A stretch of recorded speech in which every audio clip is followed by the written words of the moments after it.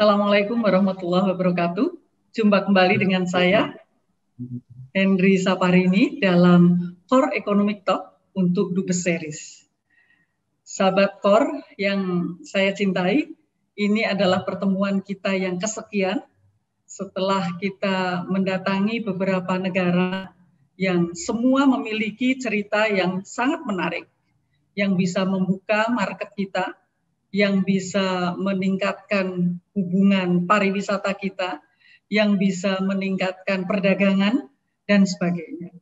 Kali ini saya akan mendapatkan tamu istimewa, yakni Duta Besar Indonesia untuk Brasil, Bapak Edi Yusuf.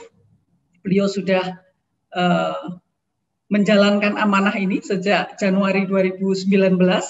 Jadi saya yakin tamu saya kali ini akan memberikan banyak gambaran kepada kita apa saja yang sudah kita miliki dan kita jalankan dalam kegiatan kerjasama ekonomi selama ini, dan yang paling penting adalah peluang-peluang apa saja yang bisa kita manfaatkan.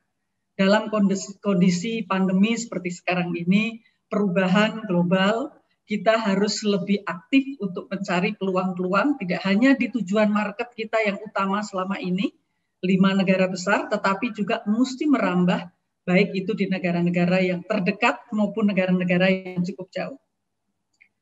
Sebelum kita memulai diskusi, saya akan coba untuk sampaikan beberapa slide mungkin sebagai pengantar diskusi kita pada hari ini. Saya rasa data ini atau gambaran ini cukup menarik. Ya, nanti kita akan diskusikan dan kita tanyakan kepada Pak Dubes, tamu kita pada hari ini. Karena kalau kita melihat bagaimana perkembangan Brasil, ya, kalau kita melihat bagaimana kondisi Brasil, secara umum mereka jumlah penduduknya juga cukup besar, di atas 200 juta juga, dan juga pada kelas yang hampir sama dengan kita atau sama dengan kita, upper middle income country, ya, dengan pendapatan per kapita tentu saja jauh lebih tinggi dari Indonesia saat ini. Ya. Yang lain yang cukup menarik adalah untuk perkembangan share ekspor mereka, ya, terhadap GDP.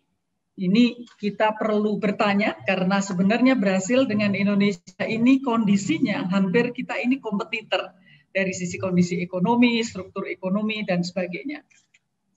Demikian juga nanti akan kita bahas dari kinerja kerjasama ekonomi Indonesia-Brasil selama ini. Kita tahu bahwa ranking di sisi perdagangan memang masih cukup jauh, ya.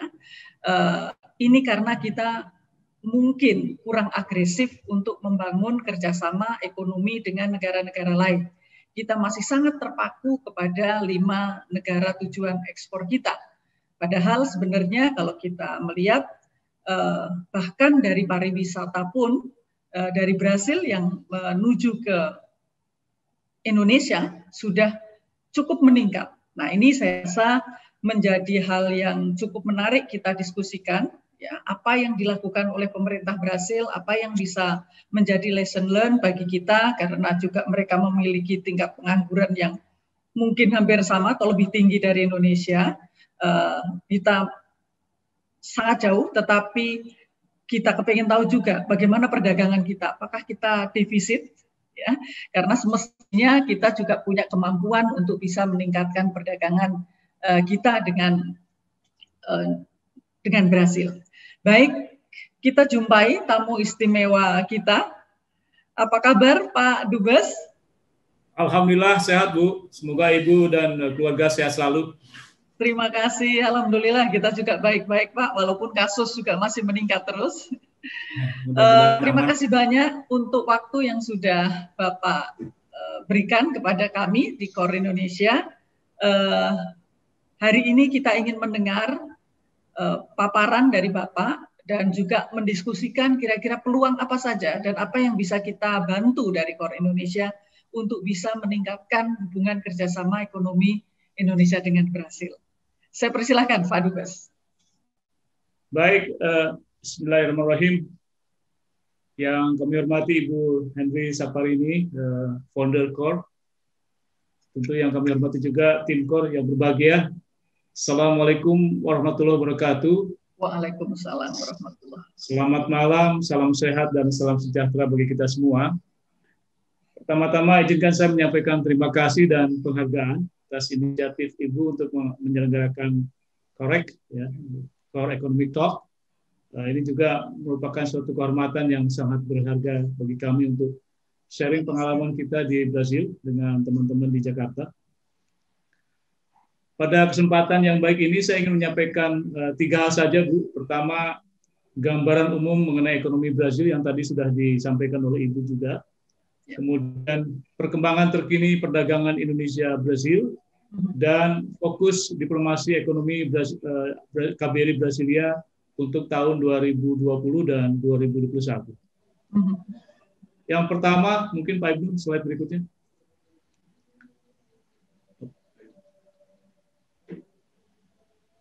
Ya, slide berikutnya.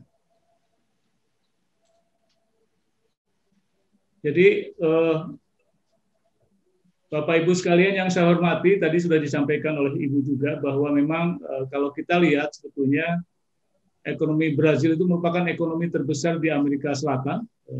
Selain menjadi anggota G20, Brasil juga menjadi anggota BRICS dan Mercosur. GDP-nya itu 1,8 triliun US dollar atau hampir 2 kali lipat dari ekonomi Indonesia. Dan saat ini Brasil menduduki ekonomi terbesar ke-9 di dunia. Jadi luas wilayahnya cukup besar, 8,5 juta kilometer square, dengan penduduk 210 juta pada tahun 2019. Dan untuk Bapak Ibu ketahui bahwa Brasil merupakan satu-satunya negara yang menjadi mitra strategis Indonesia di Amerika Latin. Yang menarik lagi dari gambaran umum Brasil bahwa saat ini Presiden Bolsonaro sedang berupaya mengintegrasikan ekonomi Brasil yang selama ini agak tertutup dengan ekonomi global, akan dibuka dan ke ekonomi global melalui reformasi ekonomi yang cukup substansial dan juga mempercepat perjanjian perdagangan bebas dengan beberapa negara kunci. Catatan lain bahwa saat ini Brasil juga sedang dalam proses menjadi anggota OECD karena ingin mendorong agar kebijakan ekonomi Brasil itu sejalan dengan kebijakan ekonomi yang ada di negara-negara OECD. Brasil juga seperti Indonesia sangat kaya dengan sumber daya alam dan sangat unggul di bidang industri pertahanan, industri penerbangan, dan industri pertanian. Jadi ini beberapa catatan penting yang barangkali perlu kita cermati. Satu lagi yang menarik dari perkembangan di Brasil adalah bahwa Brasil saat ini sedang membangun koridor ekonomi namanya Bioceanic Corridor yang menghubungkan jalur darat dengan Argentina, Chili, dan Paraguay. Jadi nanti ekspor dari Asia tidak hanya dikirim melalui São Paulo yang jaraknya cukup jauh, sekitar 45 hari, nanti bisa dikirim melalui pelabuhan di Chili. Dari Chili baru dikirim melalui jalur darat ke Brasil. Jadi itu kira-kira yang perkembangan penting yang perlu kita perhatikan dari ekonomi Brasil. Berikutnya Pak Ibu. Nah ini juga seperti negara lainnya, sebagai dampak dari pandemi COVID-19, ekonomi Brasil juga mengalami kontraksi. Pada awal tahun diprediksi oleh IMF akan mengalami kontraksi minus 9%, tetapi dalam kuartal ketiga terdapat rebound dan diperkirakan kontraksinya hanya akan mengalami sekitar minus 5%. Dan yang paling menarik dari pandemi ini, sektor industri dan sektor jasa mengalami penurunan yang cukup tajam, sementara agribisnis yang menjadi sektor utama Brasil itu mengalami pertumbuhan. Dan diperkirakan oleh IMF bahwa ekonomi Brasil diperkirakan akan tumbuh kembali positif itu pada tahun 2021 sebesar antara 1-2%. Terus Pak. Nah ini dampak dari pandemi COVID-19 juga ini terjadi pada impor Brasil. Jadi impor Brasil mengalami penurunan sekitar 14%. Jadi kalau kita lihat di periode Januari-September 2020 itu mengalami penurunan sebesar 14% dibanding dengan periode yang sama di tahun 2019. Terus Pak. Nah, akibatnya perdagangan Indonesia dan Brazil juga, khususnya ekspor Indonesia mengalami penurunan. Jadi, kalau kita cermati berikutnya Pak. Ini perdagangan Indonesia dengan Brazil di Januari-September 2020 juga turun sekitar 14% dari 950 juta dolar menjadi 820 juta dolar. Jadi kita mengalami penurunan impornya. Sementara ekspor Brazil meningkat dari 1,21 miliar menjadi 1,64 miliar. Mudah-mudahan nanti dengan promosi kita yang cukup kencang di bidang mamin, paling tidak bisa mengurangi defisit kita yang rata-rata mencapai tahun lalu 500 juta ke atas. Terus Pak, ini produk berikut ini adalah 20 komoditi utama yang diimpor Brazil, Bu, di mana diantaranya adalah juga disuplai oleh Indonesia, khususnya produk-produk seperti part of the spare part telepon, kemudian juga ada gearbox, ada yarn, sepatu olahraga, ban mobil, dan lain-lain.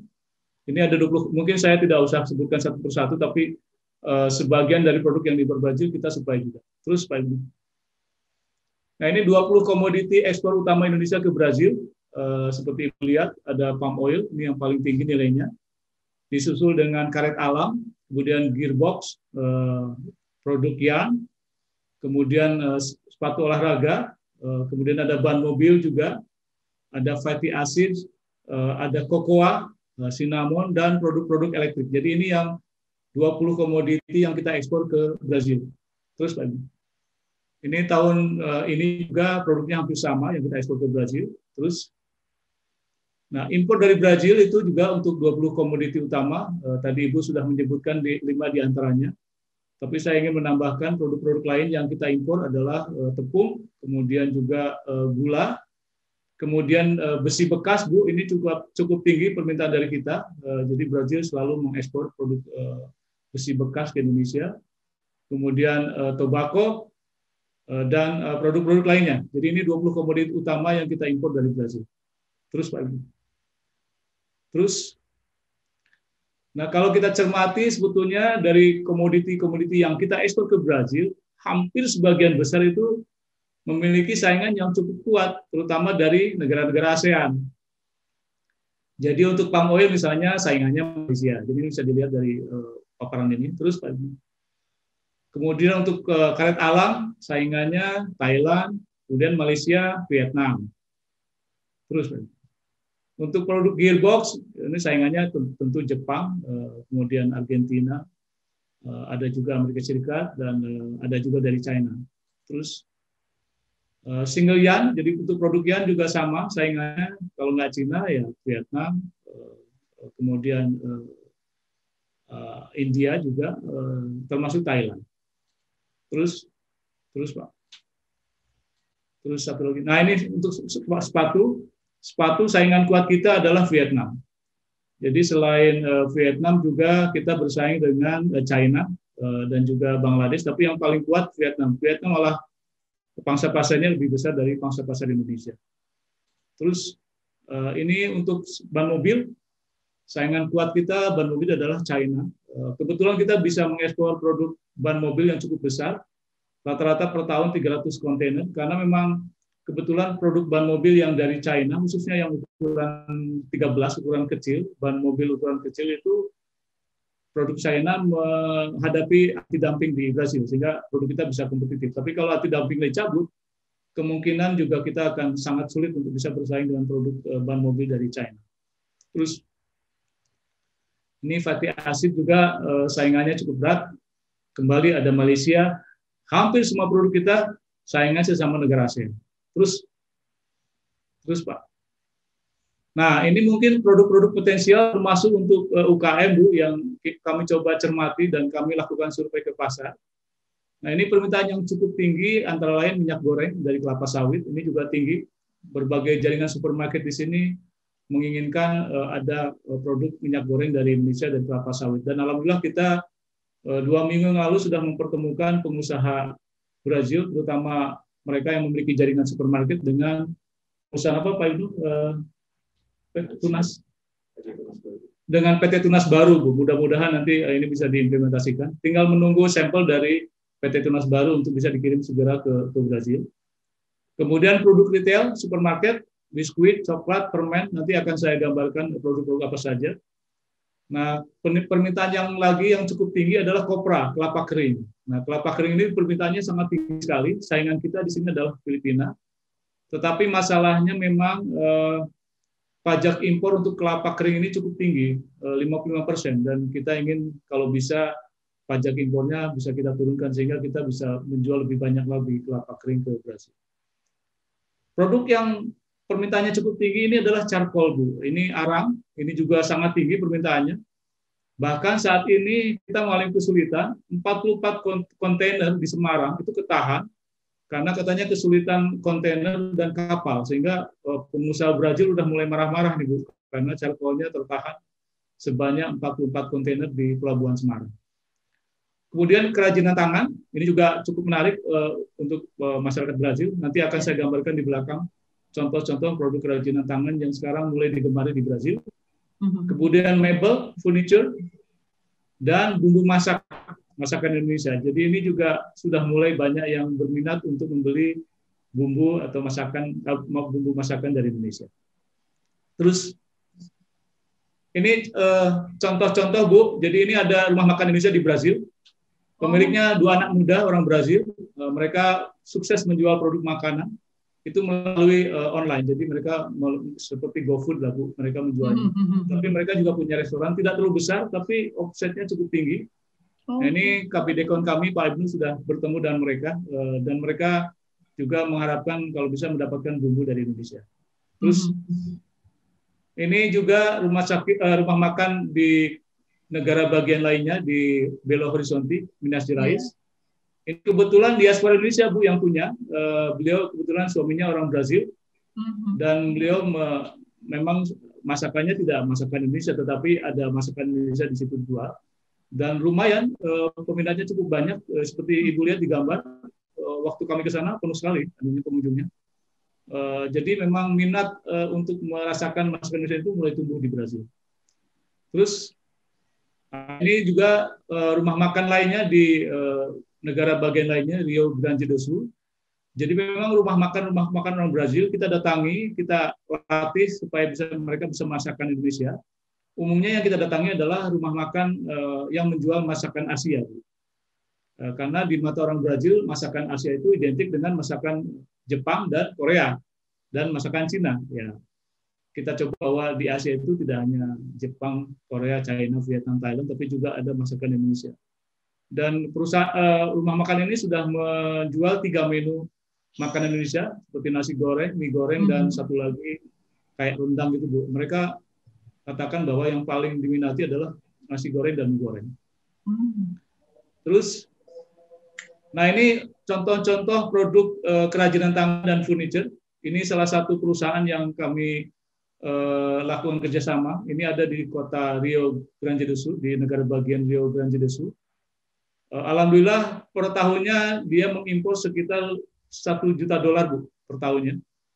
Dan di kota ini, di kota Canela, itu kotanya tidak terlalu besar, hampir semua masyarakat kota Canela itu memiliki, kalau nggak furniture, produk kerajinan tangan Indonesia. Jadi kami kebetulan sudah ketemu wali kotanya, dan mereka sangat senang bahwa hampir kalau misalnya di mengunjungi rumah saya atau rumah tetangga saya, mesti ada produk, kalau nggak kerajinan tangan, ya furniture dari Indonesia. Inilah Mr. Rafael. Ini Mr. Rafael ini bisa bahasa Indonesia, Bu, karena sering sekali mereka ke Jepara, kemudian ke Bali, dan ke Cirebon. Pokoknya beliau langsung datang sendiri ke pengusaha-pengusaha atau pengrajin di Indonesia untuk diekspor ke Brazil.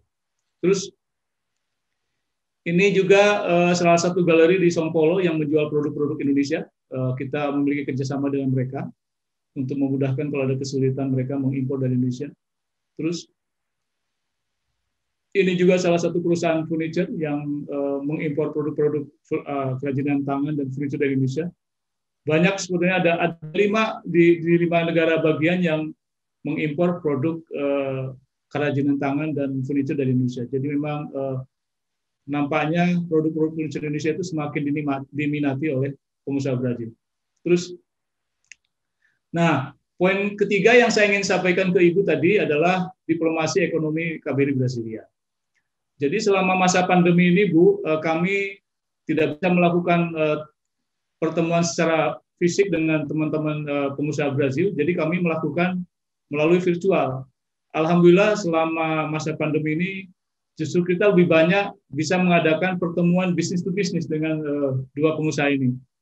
Alhamdulillah di pertemuan Inalak yang berlangsung pada bulan 10 sampai 12 November, kita berhasil mengadakan 8 pertemuan bisnis meeting antara pengusaha Brazil dengan pengusaha Vietnam, pengusaha Indonesia. Ini contoh, salah satu contoh, Bu, kita mengorganisir pertemuan virtual antara Inaco dengan jaringan supermarket Sibata di São Paulo.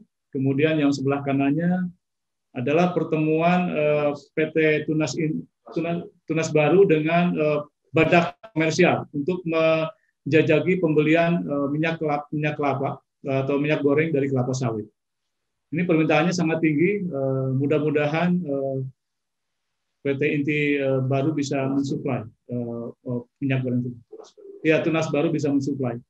Terus ini survei yang kita lakukan di supermarket Brazil dan selalu mengadakan pendekatan ke pemilik ataupun presiden asosiasi dari jaringan supermarket di Brazil. Ini beberapa kegiatan kita datang ke supermarket Sibata di São Paulo, dan sebelah kanan pertemuan kami dengan presiden asosiasi supermarket Goiás. Ini juga jaringannya cukup besar. Kami menawarkan beberapa produk secara langsung ke mereka, jadi kami kayak salesman aja langsung jualan ke asosiasi supermarket yang ada di beberapa negara bagian. Terus, nah alhamdulillah Bu, tahun ini produk Mayora sudah mulai memenuhi atau dihadirkan di beberapa supermarket di Brazil, dan menurut mereka sangat puas dengan produk-produk Indonesia, dan ini termasuk salah satu produk yang menduduki kategori best selling di supermarket tersebut. Ini diplomasi berikutnya yang kita lakukan di tingkat pemerintah. Kami KBRI Brasilia dan KBRI Argentina menginisiasi untuk menjalin kerjasama dalam bentuk pembentukan free trade agreement antara Indonesia dengan Mercosur, dan alhamdulillah dalam tahun ini sudah 2 kali pertemuan diadakan. Ini masih dalam tahap exploratory meeting. Mudah-mudahan meeting berikutnya akan dapat segera diadakan di Bali pada awal tahun depan atau tahun depan.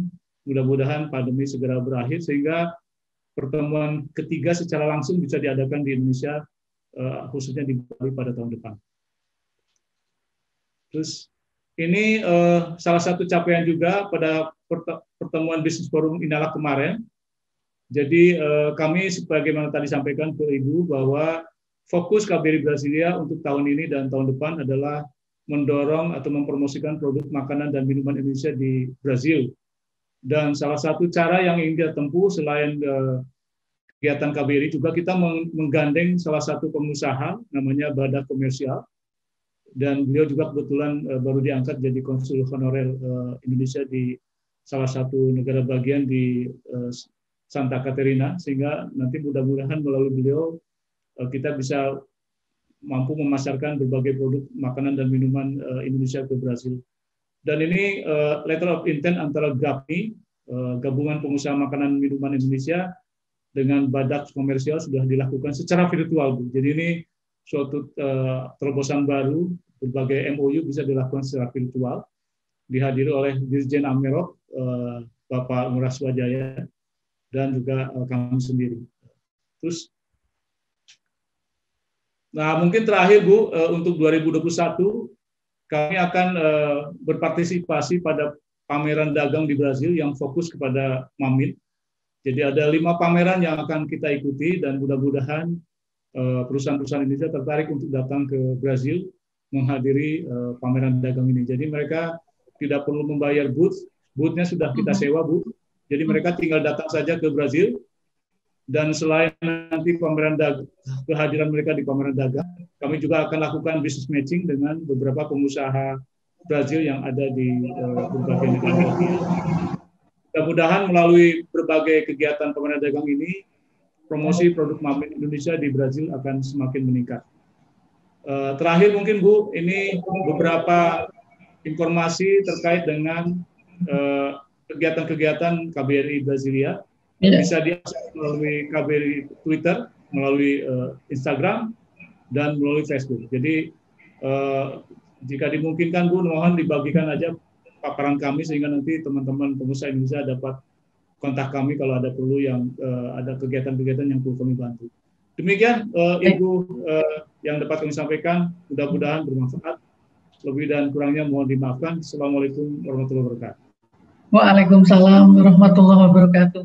Terima kasih sekali Pak Dubes, padat tapi memberikan gambaran kepada kami, dan juga kami yakin bahwa para pemirsa akan bisa mendapatkan gambaran yang cukup tentang Brasil, bahwa ada perkembangan di Brasil sendiri untuk membuat kerjasama ekonomi dengan negara-negara sekitar, ya, dengan tetangga-tetangganya, antara lain tadi dengan Chili, sehingga ini bisa menjadi harapan ya Pak ya, untuk mendorong perdagangan Indonesia dengan Brasil sebagai pintu, ya, walaupun lewatnya mungkin tidak langsung ke Brasil. Nah, saya rasa itu menjadi catatan juga bagi sahabat KOR yang sekarang ini sedang menggeluti bisnis dan mencari market yang baru. Dan sebagaimana di Indonesia, tadi juga ternyata di era pandemi ini, agribisnis juga berpotensi untuk tumbuh ya Pak ya. Justru di era pandemi ini tumbuh positif. Saya rasa itu sama dengan di Indonesia. Dan yang tadi cukup menurut saya informasi yang cukup menarik adalah bahwa walaupun sesama negara agribisnis, tetapi ada peluang market untuk produk-produk dari pertanian basisnya. Betul. Ya. Tadi seperti Bapak sampaikan, arang, kemudian kopra, ya, mebel, kerajinan, ini adalah produk-produk yang bisa disiapkan oleh para pengusaha kelas menengah ya, yang mereka ternyata juga memiliki kesempatan untuk bisa melakukan perdagangan ekspor ke Brasil. Kalau tadi Bapak sampaikan bahwa tahun depan akan ada festival, ini saya yakin akan bisa menjadi satu, tidak hanya perdagangan, tetapi juga budaya ya Pak ya, karena data menunjukkan wisatawan dari Brasil yang ke Indonesia itu juga cukup meningkat. Betul, betul. Ya, mudah-mudahan ini bisa menjadi kesempatan yang bagus untuk bisa mengenalkan Indonesia ke depan, inisiatif dari kedutaan yang cukup menarik menurut saya Pak ya. Jadi satu catatan tadi mungkin yang Bapak sampaikan adalah bahwa memang betul kita dengan negara-negara ASEAN ini adalah kompetitor. Betul. Untuk bisa ke Brasil itu yang mungkin perlu menjadi catatan, dan produk-produk yang kita jual adalah produk-produk yang sifatnya homogen ya. Tadi kalau kita bicara CPO, kemudian kita bicara kopra, itu kan barang-barang yang sama mau diproduksi di Indonesia maupun di negara ASEAN lainnya. Kita memang perlu ada sesuatu yang lebih spesifik. Menarik sekali Pak apa yang disampaikan, dan saya yakin nanti kita akan bagikan materi dan juga linknya kepada sosmed di KOR Indonesia, sehingga nanti para pengusaha bisa berkomunikasi, terutama untuk festival yang akan diadakan di 2021 ya Pak ya. Dan betul, itu khusus untuk Mamin. Mamin ya. Mamin. Tapi sebetulnya terbuka untuk produk lainnya Bu. Terbuka untuk produk lainnya. Memang fokus kami ke Mamin, tapi ada beberapa pameran tadi kayak Apas ya. Apas itu bisa untuk produk manufacturing juga. Kemudian ada Febratex itu untuk tekstil. Jadi produk tekstil bisa kita, pengusaha Indonesia bisa ikut join. Iya, iya. Kalau untuk sebetulnya kerajinan, yang kami butuhkan, Bu, yang kami butuhkan mungkin kalau memang ya. tidak bisa datang, kalau bisa mereka menyiapkan brosur secara digital dengan sampel produk yang bisa dikirim ke kami. Jadi mereka bisa kirim sampel produk ke KBRI. Oh, Alamatnya harus KBRI, Bu, karena kalau tidak KBRI biasanya nggak akan nyampe itu, Bu. Jadi memang mereka bisa kirim sampel yang karena memang pengalaman kami di produk Mamin itu memang mereka harus dicoba sendiri, Bu. Jadi kalau Ibu lihat gambar tadi kan kami bawa produk Mayora, kita kasih mereka, mereka coba dan mereka tes sendiri makanannya. Jadi kalau mereka cocok, mereka langsung tertarik. Jadi memang harus ada produk sampel yang konkret. Nanti soal harga atau brosurnya mungkin bisa dikirim secara digital sehingga mereka bisa kontak langsung. Dan kontak langsung kalau ada kesulitan bahasa bisa kami fasilitasi, Bu. Nanti kami punya fasilitas Zoom meeting. Jadi misalnya kayak kemarin di Inalab, kami yang fasilitasi sehingga bahasanya kita memiliki 2 penerjemah untuk membantu komunikasi antara pengusaha Indonesia dan Brazil. Karena di Brazil memang sebagian besar tidak berbahasa Inggris, jadi kebanyakan bahasa Portugis sehingga perlu fasilitasi dari KBRI. Oke, baik Pak. Kalau untuk para pengusaha dari Indonesia yang tadi akan mengirimkan sampel gitu, dari sisi biaya, dari sisi ini, apakah mungkin bisa ada gambaran, Pak? Jadi ini contoh kemarin dari hasil business matching tanggal 10 sampai 11 November. Itu kan sebagian memang dari kesepakatannya mereka sangat tertarik untuk membeli produk Indonesia, tapi untuk diregistrasi di Brazil, karena sebelum produk itu dibeli kan harus diregistrasi dulu, lakukan registrasi ke Badan POM. Jadi mereka perlu contoh sampel, dan sampelnya memang kami minta waktu itu dikirim ke KBRI supaya tidak ada banyak pemeriksaan, dan KBRI nanti yang mengirim ke pengusaha itu, Bu. Tapi kalau dari Jakarta ke Brazil itu dikirim dengan biaya dari perusahaan sendiri. Tapi nggak mahal kok, Bu. Mungkin antara paling mahal $100 sampai $200. Dan itu dalam 1 minggu nyampe, Bu. Karena pakai gitu pesawat. Ya, betul. Jadi termasuk kemarin sampel Inaco yang itu sebetulnya cairan. Cairan itu nata de coco itu kan cairan, Bu. Itu susah itu masuk. Tapi alhamdulillah karena ke KBRI bisa tembus. Jadi 1 minggu nyampe dan biayanya nggak terlalu mahal, pakai DHL sekitar 100 sampai 200. Yang penting ada informasi secara digital sehingga nanti kami bisa mudah menjelaskan ke mereka. Kemudian mungkin kalau ada teman-teman yang ingin mencari potensi pasar di Brazil, nanti karena kami juga kan tidak mengetahui secara pasti produknya seperti apa, jadi yang penting disampaikan ke kami HS code-nya, harmonize code-nya itu disampaikan ke kami sehingga nanti bisa kami pelajari. Karena kami langganan statistik dengan BPS ini, Bu, di dalam produk statistik mereka itu kita bisa mendapatkan of course nilai impornya berapa, kemudian mereka diimpor dari negara mana saja, dan sampai importernya juga bisa dapatkan kita alamatnya. Jadi kalau misalnya perusahaan Indonesia ingin mengetahui seberapa besar potensi produknya di Brazil, kasih ke kami aja HS code-nya sehingga bisa kami telusuri. Apakah ada jadwal rutin dari KBRI untuk membuat Zoom ya yang terbuka bagi para calon eksportir ke Brazil? Mungkin Pak bisa dibuat diskusi rutin untuk berkonsultasi untuk produk dan sebagainya. Mungkin nanti sebetulnya tanpa kita membuat, permintaan sudah cukup banyak, bukan? Gitu ya.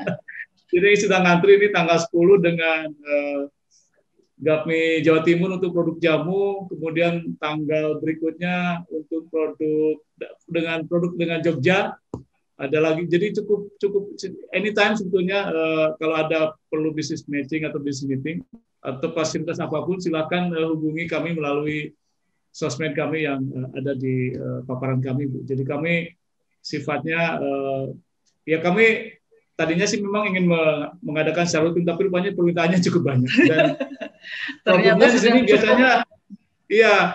Jadi kadang-kadang di sini tuh karena perbedaan waktu, Bu. Jadi kadang-kadang harus ada fleksibilitas dari kedua pihak. Jadi misalnya kalau kami mau tengah malam juga tidak ada masalah, tapi pengusaha Brazilnya mungkin kesulitan kalau tengah malam. Jadi biasanya ya kita atur jam 7 malam di Indonesia, jam 9 pagi di sini itu kayaknya masih sama-sama enak lah. Tapi kalau di Jakarta jam 9, di sini jam 11 malam, Bu. Itu aja problemnya. Tapi the rest sih dengan adanya fasilitas Zoom ini kita bisa atur anytime. Betul, Anytime. betul. Itu hari Minggu juga bisa. Ya, seperti itu. Baik, Pak. Ini ada pertanyaan, Pak, terkait dengan pandemi. Tadi Bapak sampaikan bahwa prediksi awal itu minus 9%, tetapi ada kemungkinan hanya minus 5%. Ya. Nah, kira-kira apa yang menjadi fokus dari pemerintah Brasil dalam menghadapi pandemi, baik itu dari sisi kesehatan atau mungkin dari sisi recovery ekonominya, yang bisa menjadi lesson learned bagi Indonesia, Pak? Baik, Bu. Untuk Brasil memang kasus pandemi COVID-19 ini termasuk salah satu dari negara yang kasusnya terbanyak ketiga di dunia setelah India, ya, di Amerika, India, kemudian Brasil. Tetapi memang aspek lain yang perlu menjadi catatan juga, recovery-nya itu juga cukup tinggi, Bu, di atas 80%. Jadi dunia memang sembuh. Jadi kebanyakan sih memang yang OTD, ya, jadi tanpa gejala. Yeah. Jadi memang dan Brazil sebetulnya menerapkan PSBB seperti di kita, Bu. Jadi memang harus diatur balance antara kegiatan ekonomi dan penanganan pandemi, karena memang sebelum vaksin ini ditemukan, ya memang sama seperti di kita. Disarankan agar masyarakat Brazil memakai masker, kemudian mencuci tangan, kemudian menjaga jarak. Itu memang di mal-mal sudah diterapkan, di berbagai restoran juga sudah diterapkan. Jadi memang tidak melakukan lockdown, tapi lebih melaksanakan PSBB seperti di kita. Sama sebetulnya. Dan mudah-mudahan targetnya Brazil sebetulnya di bulan Januari ini vaksin sudah bisa diedarkan ke masyarakat. Jadi mudah-mudahan ini bisa dilaksanakan, dan kelihatan memang di kuartal ketiga ini ekonomi Brazil kembali tumbuh. Sudah mulai balik, ya. Iya, sudah mulai tumbuh kembali.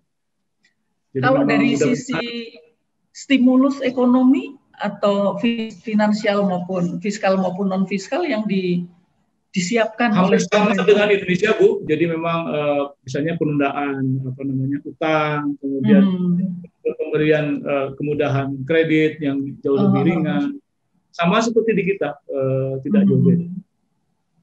Jadi cukup banyak juga paket yang disampaikan, ya Pak, ya.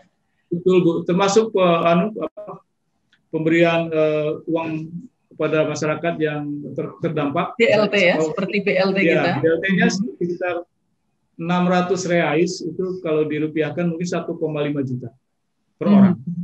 Dan selama berapa bulan, Pak? Ini sekarang masih berlangsung juga? Sampai sekarang. Ya, saya rasa memang itu dimanapun, ya Pak, itu adalah safety net. Jadi memang pertama yang harus dilakukan untuk menyelamatkan konsumsi masyarakat. Safety net, dan agar mereka juga daya belinya tidak habis, ya, supaya daya belinya terus terjaga sehingga kegiatan ekonomi tetap berjalan. Iya. Kembali lagi, Pak, ini ada pertanyaan yang terkait dengan Mamin. Kalau kita melihat produk-produk makanan, terutama mungkin bahan makanan, ya, yang dengan sertifikat halal, itu di Brasil kan sangat kalau kita lihat ekspor ke banyak negara termasuk Indonesia kan cukup banyak, Pak. Apa kira-kira yang bisa kita pelajari dari itu?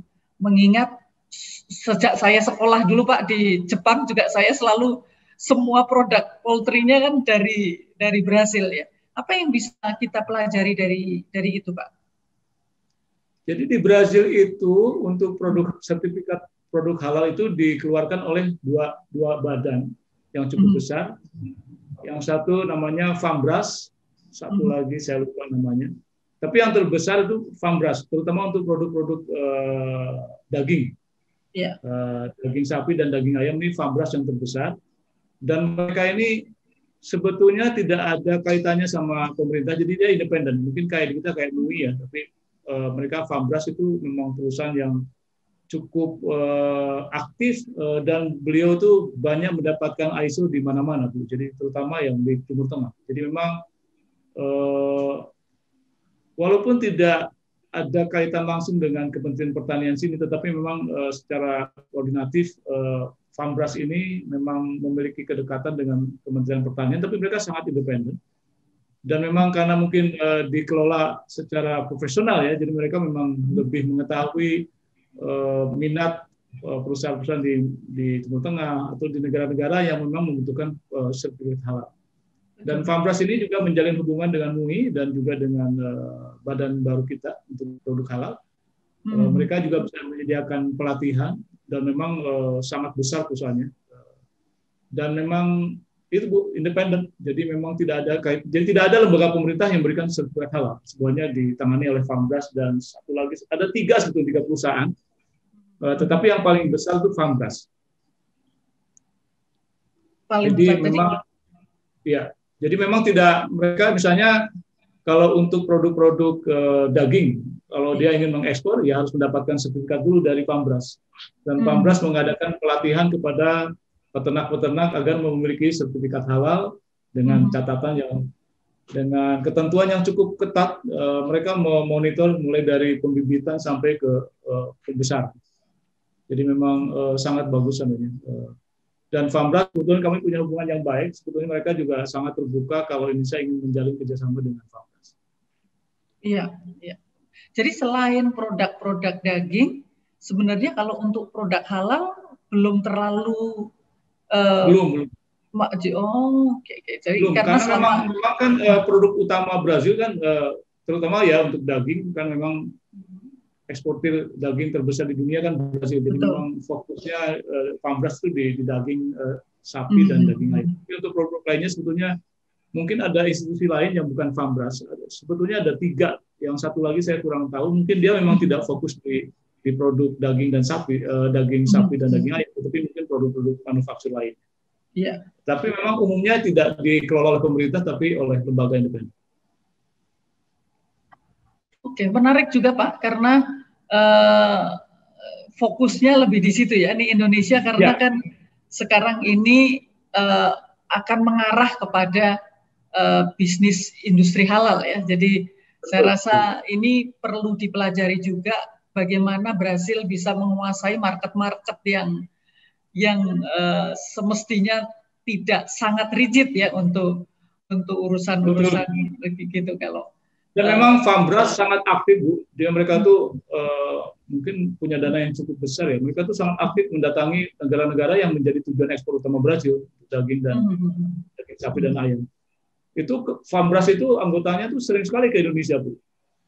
Walaupun daging belum masuk, tapi sudah mulai menjalin dengan MUI, dengan badan yang namanya BPJH itu udah mulai itu. Padahal mereka ya baru mulai ekspornya ke Indonesia kemarin.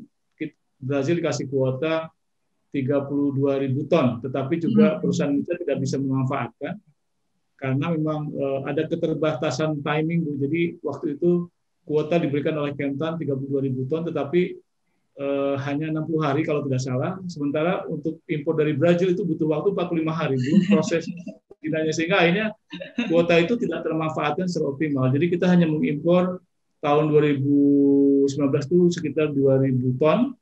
Kemudian jatah tahun ini pemerintah memberikan 22.000 ton, tapi sampai saat ini belum ada perusahaan Indonesia yang mengimpor dari Brazil. Kami sering dikomplain Bu, ini ada hambatan apa lagi? Saya bilang tidak ada hambatan, pemerintah sudah ngasih kuota kepada perusahaan BUMN. Ada 3 perusahaan yang diberikan, PT Berdikari, kemudian PPI yang dari Kementerian Perdagangan, satu lagi Bulog. Tapi sampai sekarang belum mengimpor, saya tidak tahu karena alasan apa.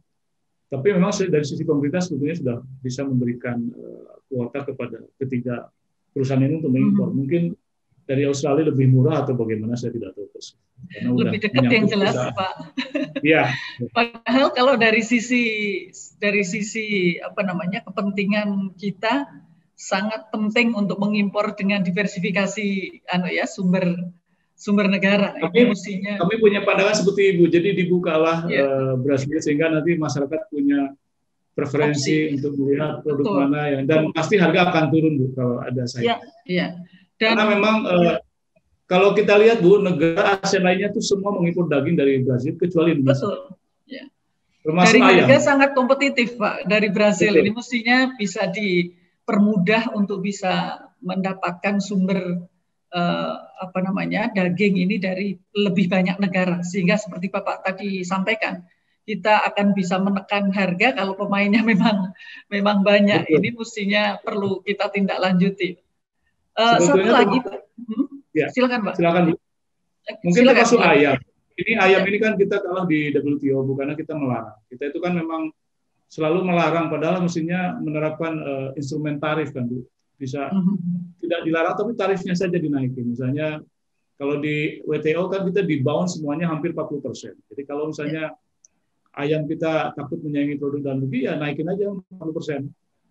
Betul. Saya tidak tahu untuk produk ayam itu di WTO di bound berapa persen, tapi seingat saya hampir sebagian produk Indonesia di bound di WTO itu 40% rata-rata. Tapi yang menarik sebetulnya Singapura itu impor ayam dari Brazil cukup banyak. Itu hampir berapa ratus juta ya dolar tahun lalu. Dan yang menarik lagi kita impor ayam dari Singapura. Saya tidak tahu apakah itu di packaging masuk ke Indonesia atau memang Singapura punya peternakan yang cukup besar sehingga bisa mengekspor ayam ke Indonesia. Ya pasti itu adalah kemungkinan besar itu adalah repackaging, Pak. Padahal ya itu yang dikomplain Brazil Bu. Kenapa Brazil sangat concern, karena memang we are the only country yang masih melarang impor ayam daging sapi. Kalau Ibu pelajari impornya Malaysia, kemudian Vietnam itu cukup besar dari Brazil. Jadi memang mereka selalu ya kami ada kesulitan juga kalau kami mau ekspor ikan, ya mereka selalu mengkaitkan dengan daging dulu. Padahal potensi ikan juga cukup besar. Selama ini Vietnam mengekspor ikan ke Brazil.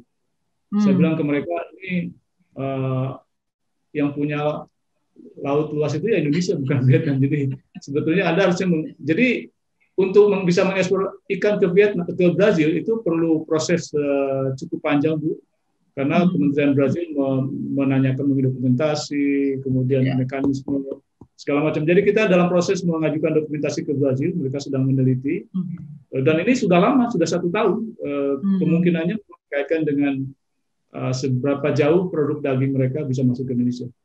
Dan saya kira banyak produk-produk lain yang kita bisa masuk ke Brazil, tapi karena tertahan ini, karena kita masih menutup keran impor kita untuk produk ayam terutama. Walaupun sebenarnya kita sudah diputuskan oleh WTO bahwa kita harus membuka. Kita belum membuka sampai saat ini. Dan yang paling menarik, semua negara ASEAN lainnya memang sudah membuka, jadi ini memang Pak, banyak cerita menarik Pak. Jadi kita tidak boleh mengimpor dari satu negara, tetapi kemudian setelah diolah sedikit kita boleh mengimpor padahal barang yang sama. Jadi memang seperti kita bicara bakso, kita tidak boleh mengimpor daging dari India, tetapi sebenarnya bakso dari Malaysia itu adalah dagingnya dari India. Jadi memang kita memerlukan tata niaga, kebijakan perdagangan internasional maupun domestik ini yang harus lebih komprehensif ya, lebih spesifik juga, sehingga kita bisa memanfaatkan tadi. Betul Bu, saya kira mungkin lembaga riset seperti yang dipimpin Ibu ini perlu mengkaji secara lebih detail Bu, karena kami di sini bukan karena kami Duta Besar Indonesia untuk Brazil, tapi memang kami belajar dari statistik Bu. Kami lihat seberapa besar perdagangan Brazil dengan Singapura, seberapa besar perdagangan Brazil dengan Vietnam, dengan Malaysia, produk apa saja yang diekspor oleh Brazil, dan berapa besar impor Brazil dari negara ASEAN, itu juga harus dicermati secara lebih teliti sehingga nanti pandangan kita tidak hanya umum tapi more detail, more komprehensif gitu Bu. Itu yang kami pelajari sebetulnya. Kenapa kami menyampaikan hal ini, karena terus terang kami juga agak bingung juga ini bagaimana mencermati hal ini ya, karena sebetulnya mestinya kalau semakin terbuka tadi diversifikasi negara akan lebih membuka kemungkinan harga turun. Betul. Hanya dengan seperti itu kita bisa menekan harga, Pak. Tapi memang yang kita tunggu itu adalah ada matriks kebijakan ya Pak untuk perdagangan internasional kita. Seperti Bapak tadi sampaikan, kita tidak bisa bicara bahwa produk ini di satu negara A tidak bisa masuk karena masih sangat ada detail strategi dan detail produk yang sebenarnya di situ masih ada peluang seperti tadi Bapak sampaikan. Walaupun sama-sama negara pertanian ya, Tapi ternyata Ya, produk-produk pertanian kalau kita detailkan lagi masih ada peluang yang bisa kita gali lagi untuk bisa dimanfaatkan. Terakhir betul, Bu. Pak Dubes, Ya, ini untuk kopi Pak, karena di Indonesia ini kan sekarang ini sedang demam coffee shop di mana-mana, ya, dan betul. tetapi kita untuk ekspor kita sangat kalah dengan Brasil. Kira-kira apa yang bisa kita pelajari dari itu Pak? Karena kita produksi juga cukup besar, tapi market kita keluar ini masih belum maksimal. Pengalaman saya di Brazil, Bu, kami meninjau beberapa perkebunan mereka. Memang hampir sebagian besar perkebunan mereka dikelola oleh swasta. Dan memang Brazil ini kan lahannya luas sekali, Bu, 8,5 juta kilometer, dan sebagian itu lahannya flat, dan memang sih tidak sesubur Indonesia, tapi karena sangat luas. Betul. Dan jadi misalnya untuk perkebunan gula aja, satu orang itu, Bu, satu keluarga itu bisa punya tanah 120.000 hektar. You can imagine, Bu. Jadi scale of production-nya itu luar biasa. Itu dari situ aja kita mekanisasi itu sangat mungkin dilakukan. Iya. Dan itu mekanisasinya semuanya udah menggunakan teknologi digitalisasi, teknologi mesin yang sangat modern. Jadi kemarin kami berkunjung ke salah satu pabrik gula organik di 120 km dari Brazil. Itu teknologi mesin yang digunakan tuh sangat bagus sekali, dan semuanya dikontrol melalui even mobile phone, Bu. Jadi orang yang lagi melakukan harvest, yang lagi panen itu pakai mesin itu, dia ketahuan di mesinnya itu, di kendaraannya itu sudah ada data, Bu, yang di-share ke mobile phone, ke komputer, berapa kecepatan dia mengharvest, ada standarnya. Jadi ketahuan, apa kalau dia nganggur ketahuan, kalau dia kurang produktif ketahuan, Bu. Itu 4.0 ya Pak ya? Ya, betul, Bu, sudah mengarah ke situ. Dan memang itu dimungkinkan karena memang kayaknya kayak misalnya, Bu, peternak sapi itu yang ya kelas menengah, kelas bawah lah, itu lahannya itu 500 hektar, Bu. Kemudian yang namanya green cattle itu hanya dikasih rumput saja, 1 hektar 5 sapi, Bu. 5 sapi saja 1 hektar, jadi luar biasa. Dan memang pengusahanya masih muda, Bu, 35 tahun. Ini juga yang kemarin yang produksi gula organik, termasuk one of the best di Brazil. Dia ekspor ke 20 negara. Ya, perusahaan keluarga, Bu. Perusahaan keluarga, dan orangnya sederhana semua. Tapi teknologi yang digunakan itu tidak ada yang dibuang, Bu. Mulai dari sampahnya dijadikan elektriknya, dijadikan electricity, kemudian kelebihan electricity dijual ke PLN sini. Semuanya bermanfaat, Bu. Kemudian asapnya atau itu dijadikan pupuk. Semuanya nggak ada yang terbuang, luar biasa. Jadi sustainable development-nya itu sistemnya udah kepakai. Jadi memang sangat sulit bersaing dengan Brazil, Bu. Jadi memang termasuk kopi juga ya memang kita harus mengembangkan produk kopi yang spesifik, ya, Bu. Jadi memang kita impor dari Brazil, tapi kita juga ekspor kopi, Bu. Jadi ekspor kopi yang kita kembangkan di Brazil adalah kopi luwak, Bu. Karena memang kekhasannya itu lumayan, peminatnya cukup banyak. Dan waktu kami National Day, pokoknya setiap ada pameran kami buka gerai kopi luwak, ya kita kasih gratis saja, Bu, ke pengunjung, karena ada importir kopi luwak yang kita bantu promosi. Jadi kita beli produknya, kita suruh mereka display di pameran kita dan ngasih gratis. Semua kopi yang dikeluarkan kita bayar, Bu. Mereka cukup tertarik dengan kopi luwak ini. Memang mahal, Bu. Jadi tapi ya kan ada segmented market yang ya kalau kopi biasa ya nanti masyarakat biasa ya beli dari Brazil karena memang lebih murah. Tapi untuk produk yang punya khas tertentu, punya cita rasa tertentu, itu yang memang diminati oleh kelas menengah ke atas. Jadi sebetulnya tetap terbuka, walaupun ya kita ekspor kopi, kita juga impor kopi. Jadi hanya bagaimana kita mencari peluangnya, yaitu tadi dengan mengembangkan kopi yang mempunyai khas tertentu dan memiliki kualitas tertentu, itu yang bisa masuk ke Brazil. Oke, baik. Banyak sekali yang sudah kita diskusikan, Pak Dubes. Saya belajar banyak dan saya menambah banyak informasi dari diskusi kita selama hampir 1 jam ini tadi. Satu mungkin kalaupun tadi Bapak sampaikan memang untuk melawan atau bersaing dengan pertanian dan secara luas dari Brasil itu tidak mudah ya, tidak hanya bagi Indonesia, tetapi juga dari banyak negara. Tetapi satu yang bisa menjadi catatan adalah kalau tidak keliru dari paparan Bapak, Brasil ini bisa menempatkan sektor pertanian ini menjadi salah satu sektor prioritas ya Pak ya, sebagai Betul. pendukung ekonomi mereka. Dan saya rasa Betul. bagi Indonesia ini menjadi pelajaran yang penting karena di masa pandemi sekarang ini dan sektor pertanian juga masih tumbuh positif sampai dengan kuartal 3 dan kita memiliki juga jumlah angkatan kerja yang banyak dengan pendidikan yang relatif rendah. Saya rasa tadi paparan Bapak itu memberikan inspirasi bagi Indonesia bahwa mengembangkan kembali tadi sektor pertanian ya, itu menjadi salah satu opsi bagi Indonesia. Tidak hanya untuk domestic market, tapi tadi Bapak sampaikan juga untuk ekspor, bahkan ekspor ke negara yang pertaniannya itu menjadi salah satu sektor utamanya. Ya. Jadi, mungkin Bu, salah satu contoh yang bisa kami berikan Bu, ini terkait dengan pengembangan etanol.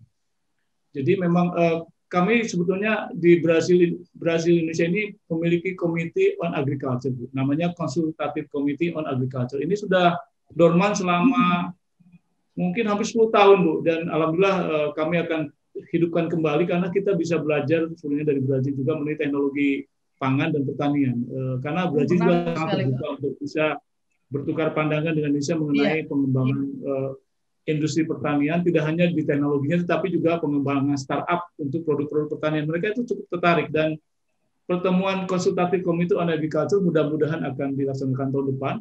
Dan salah satu isu yang akan dikerjasamakan adalah bagaimana mengembangkan startup untuk membantu petani-petani kita, baik Brasil maupun Indonesia, bagaimana mengembangkan teknologi pertanian, terutama di bidang pangan dan pertanian, dan yang bisa Brasil juga ingin belajar dari Indonesia tentang pengembangan biodiesel, karena pengembangan etanol ini ternyata menarik buat kami ketemu salah satu pakar di sini bahwa pengembangan etanol itu harus menjadi prioritas bagi Brasil, termasuk karena kan sekarang udah menjadi biofuel itu ya, jadi semua kendaraan di Brasil itu harus menggunakan etanol sebesar 30%. Jadi semua bensin di Brasil itu menggunakan etanol 30%. Dan akan dikembangkan berikutnya menjadi 50%, tapi mereka masih belum.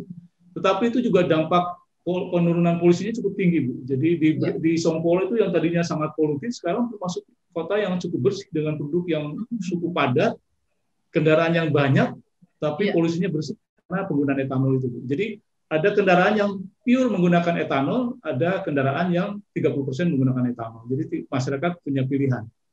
Dan sebetulnya mereka itu ingin lagi mengembangkan etanol dan ingin bekerjasama dengan negara berkembang.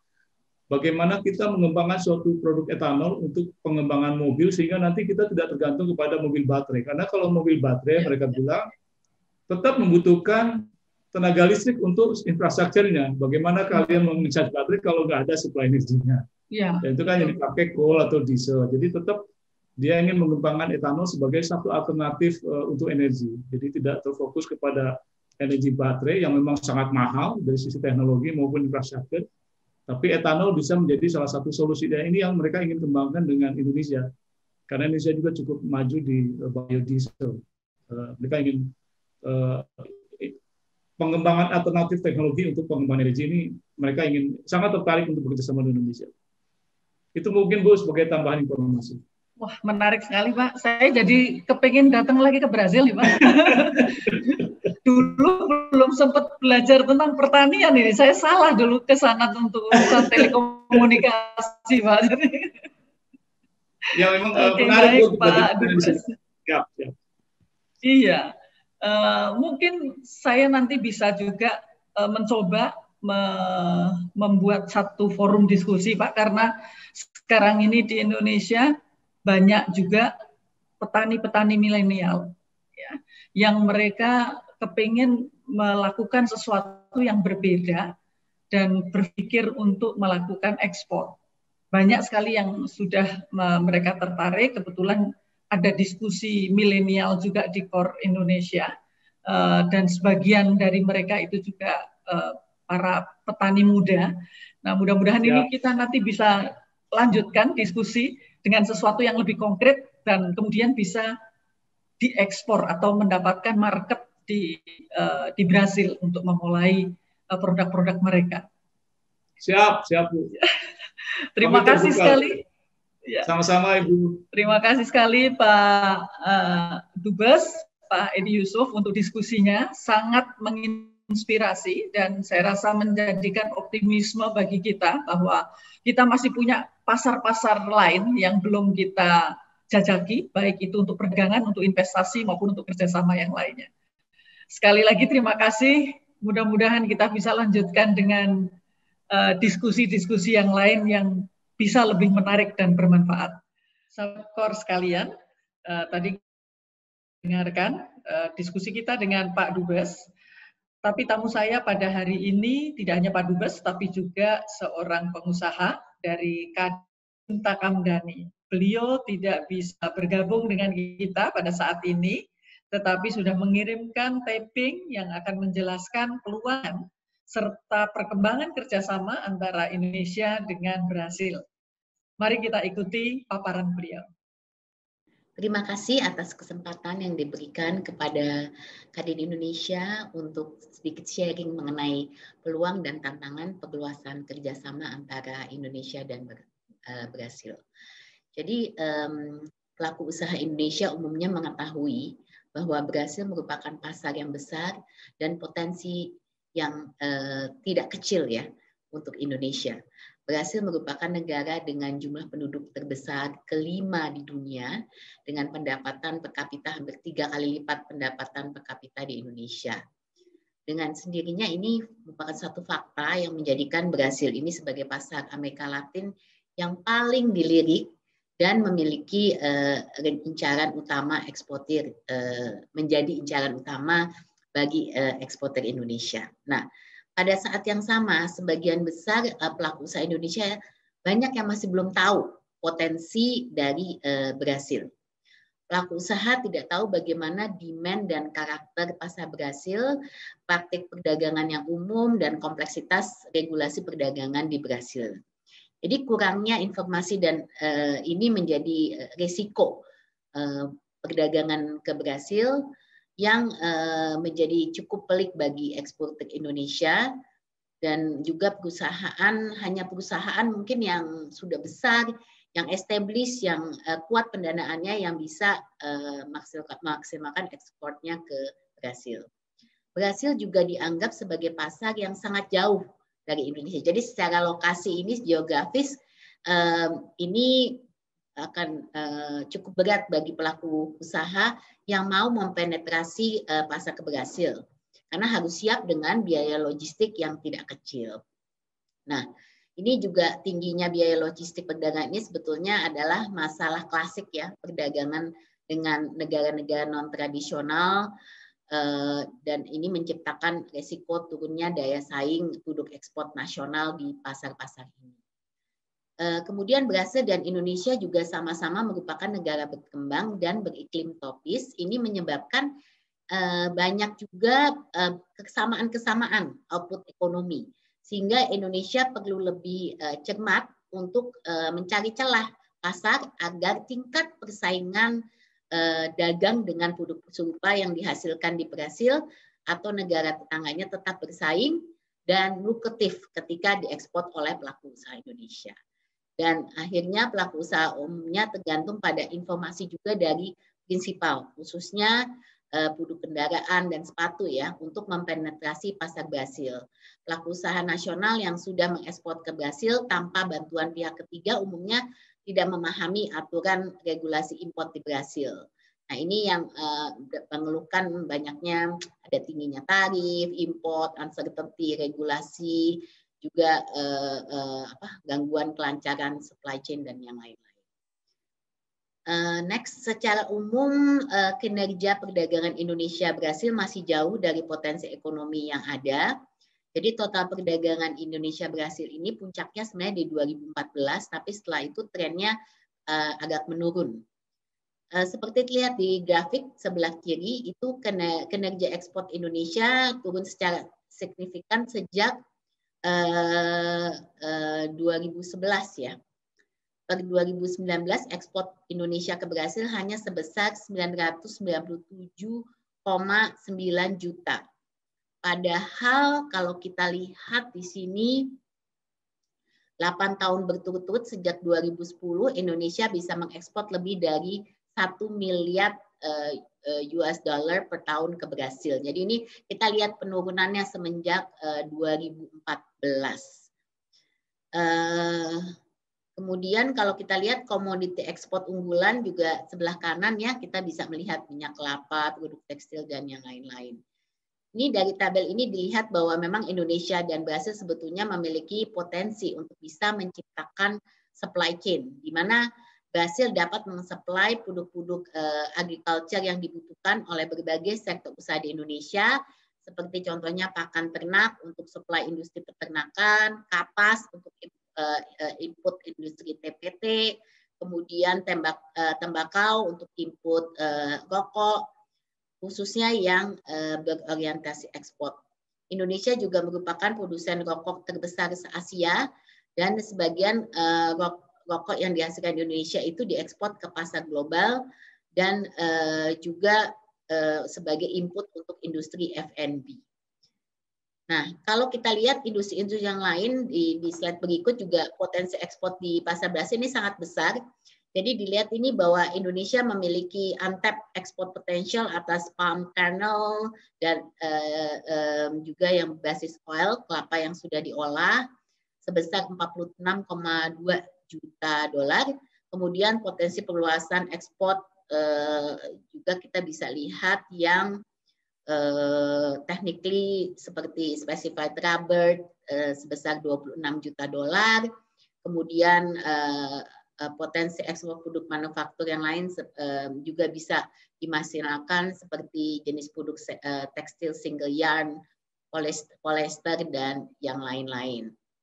Kemudian itu juga kita mesti lihat secara khusus potensi pembentukan supply chain dari Indonesia ke Brasil yang belum di-tapping seperti pupuk urea ya, dan juga ada insektisida dan lain-lain. Nah, next. Kendala memang kalau kita lihat di sini kita lihat ya bahwa kami mengusulkan beberapa usulan dukungan lah bagi pelaku usaha Indonesia untuk bisa lebih memanfaatkan potensi pasar di Brasil. Di sini kita lihat distribusi memang dari segi pertama bantuan pengumpulan market intelligence-nya dan juga distribusinya untuk informasi ini kepada eksportir potensial di Indonesia. Jadi kita harus mapping produk-produk unggulannya seperti apa, sektor unggulan seperti apa, kemudian dicarikan pemain-pemain di Indonesianya. Kemudian pembenahan dan ini juga termasuk juga dengan demand daripada produk tersebut. Kompetisinya siapa di Brasil? Misalnya untuk produk tertentu Vietnam kompetitornya, apa yang dilakukan Vietnam? Kenapa kita bisa kalah dari Vietnam? Jadi informasi-informasi seperti ini yang kita butuhkan.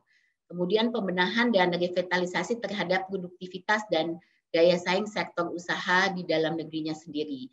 Jadi kita lihat memang kebanyakan ada juga pekerjaan rumahnya di persiapan produk-produk Indonesia yang bisa dibawa untuk ekspor ke sana. Karena kalau kita lihat 70% dari produk Indonesia itu masih bahan bakunya memang masih impor. Jadi industrialisasinya juga harus bisa berjalan. Kemudian juga breakthrough dari segi efisiensi dari biaya logistik yang tinggi, tadi saya sudah katakan, dan perluasan akses pendanaan ekspor yang affordable. Saat ini sudah ada baru dari Bank Exim ya kebanyakan, tapi ini perlu lebih banyak dikembangkan khususnya untuk UMKM. Nah, kalau kita lihat mengapa di sini MFN ya, jadi kita lihat kenapa sih MFN itu tidak begitu menguntungkan buat Indonesia pada saat ini. kita melihat bahwa untuk going beyond trade, Indonesia dan Brasil ini memang perlu membentuk perjanjian dagang yang lebih bersifat komprehensif. Nah, let me show you why ya. Kalau kita lihat Brasil memiliki hambatan tarif dan non tarif yang relatif tinggi terhadap negara-negara yang berrelasi secara MFN dengan Brasil. Berdasarkan data World Bank, rata-rata tarif MFN yang diberlakukan Brasil terhadap Indonesia dan negara WTO itu tidak memiliki perjanjian dagang dengan Brasil adalah sebesar 7,05% di 2018 dengan average tarif untuk produk manufaktur sebesar 14% dan sebesar 8,5% untuk produk premier atau pangan. Nah, tingkat applied tarif Brasil dalam 6 tahun terakhir juga terus naik turun lah sebenarnya, sehingga memicu fluktuasi daya saing bagi produk import MFN. Padahal pada saat yang sama applied MFN tarif Indonesia hanya 2,1% dengan rata-rata non tarif produk premier pangan sebesar 6,8% dan 5,8% untuk produk manufaktur. Ini juga kita juga apply tarif MFN Indonesia juga memiliki tren yang turun secara konsisten dan dari tahun ke tahun. Jadi kita lihat memang kerjasama MFN ini sebetulnya tidak begitu menguntungkan untuk ekspansi Indonesia di pasar Brasil. Juga berdasarkan database WTO terkait non-tarif measure, memang Brasil ini memiliki kecenderungan yang tinggi untuk meningkatkan MTM-nya. Jadi khususnya measure terkait SPS dan TBT, ya ini kita dilihat memang jumlah kasusnya sejak 2016 itu lebih dari 100 measure ya. Ini cukup tinggi. Nah, ini juga kondisi yang kurang menguntungkan buat Indonesia, karena memang faktor tarif dan non tarif ini perlu diatasi dengan perjanjian yang saya katakan tadi, perjanjian dagang antara Indonesia dan Brasil. Memang di tahun 2018 Indonesia ini pernah menandatangani kerjasama bebas visa. Namun untuk menjamsat kegiatan bilateral, dan itu memang ada sedikit manfaatnya kalau kita lihat investasinya ke Brasil cukup ada peningkatan, terutama terakhir itu melonjak sampai 42 proyek per Desember 2020, walaupun nilainya tuh masih sangat-sangat kecil. Nah itu saya mau sekarang sebenarnya yang penting juga melihat pentingnya SIPA dengan Mercosur ya. Karena ini kalau kita lihat kinerja perdagangan India dengan Brasil sebelum dan sesudah berlakunya Mercosur ini, kita lihat perbedaannya cukup signifikan. Jadi itu di sebelah kanan di highlight bahwa di slide sebelah kanan ini dari FTA ditandatangani pada 2014, ekspor India ke Brasil itu pada waktu itu sebelumnya hanya 541 juta. Nah, pasca melonjak pesat itu menjadi 7,14 miliar US dollar. Jadi ini lumayan signifikan kenaikannya. Nah, terakhir saya mau di sini juga melihat beberapa usulan kerjasama sektoral dan business matchmaking. Memang ini yang perlu kita lanjutkan adalah B2B. Bagaimana mengidentify pemain di Brasil, pemain Indonesia, dan kita lebih memfasilitasi untuk business matching. Dan Kadin Indonesia juga siap dengan Indonesia.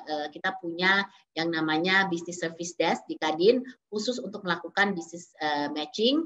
Dan ini mesti kita lakukan dengan lebih frequent, dengan targeted sesuai dengan data market intelligence yang kita dapatkan. Tapi ini hanya beberapa usulan dari kami. Kotak biru ini sektor investasi yang diminati Brasil di Indonesia berdasarkan data realisasi investasi tahun 2014 sampai 2020, yaitu real estate, konstruksi, bisnis jasa, pariwisata, termasuk hotel dan restoran, serta perdagangan dan reparasi.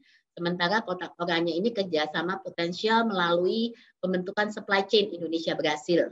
Nah, ini yang kami lihat bahwa ini sangat berpotensi untuk khususnya untuk supply chain industri makanan dan rokok, supply chain perkebunan dan pertanian, serta supply chain tekstil dan garment. Demikian Bapak Ibu sekalian, semoga sharing perspektif dari Kadin dari dunia usaha ini bisa membantu dalam pengembangan bisnis Indonesia Brasil ke depan. Terima kasih.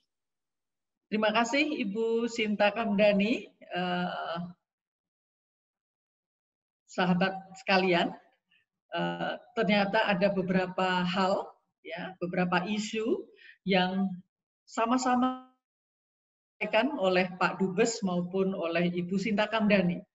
Ya, bisa saya sebutkan mungkin di sini.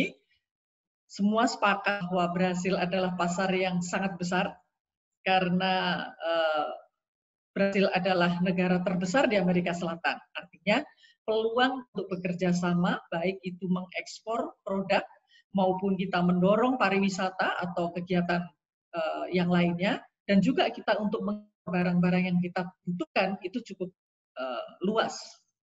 Yang kedua, yang tadi ada kaitan antara Ibu Sinta Kamdhani dan juga dengan Pak Dubes sampaikan, yakni bahwa para pengusaha di Indonesia merasa bahwa ada hambatan, baik tarif maupun non-tarif.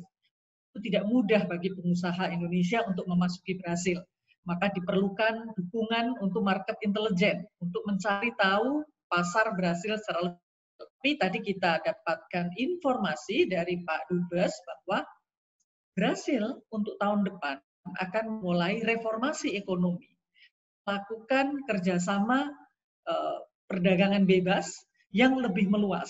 Nah, mungkin ini akan menjadi salah satu jawaban harap bahwa kalau itu sudah terjadi, ya, reformasi yang dilakukan oleh Brasil akan memudahkan pengusaha-pengusaha Indonesia untuk meningkatkan baik itu perdagangan maupun investasi. Catatan yang ketiga yang juga sangat menarik adalah bahwa keluhan para pengusaha Indonesia bahwa kita sangat jauh, kemudian juga biaya logistik kita terlalu mahal untuk bisa masuk ke Brasil.